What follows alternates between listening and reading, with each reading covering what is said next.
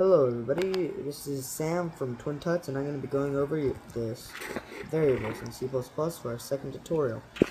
So, variables can seem, they're a very simple concept, and it's not too much that you have to remember. So let's get started. You recognize this is our original program, and if we want to call a variable, we're going to use int again, like we did for our main, but instead it's going to be a variable.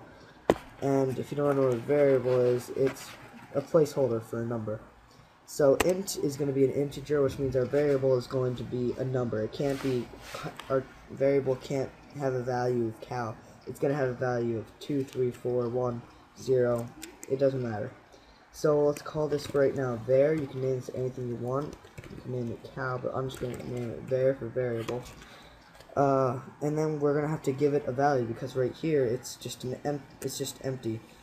So to give it a value, you type the variable name equals and then a number like 3, and then end the line. And now it doesn't print it out; it's just giving it a value.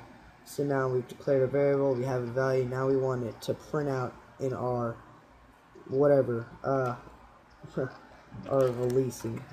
release program. So we're going to use cout again, and the same thing, you remember that from last time. And then instead of having quotations, we're just going to put the variable name. And then we're going to end it, and then we're going to save, run, and then there it is, 3. That seems kind of hard to read, so let's end the line.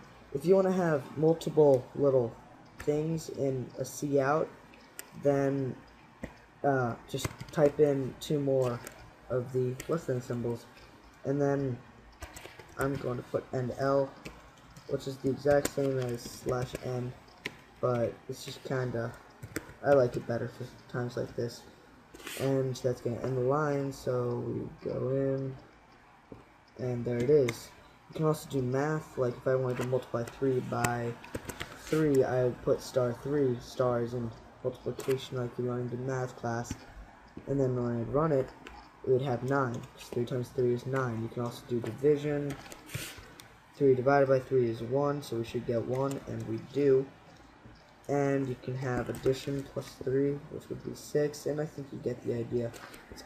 And then we can have subtraction. It's really just pretty self-explanatory for most of this stuff, until you get into 3 minus 3 is 0.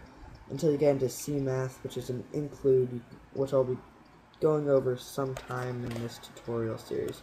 So there you go, variables, very interesting, very, very, very useful, probably the most useful thing you have, besides things like includes and even still. Okay, that's it, goodbye.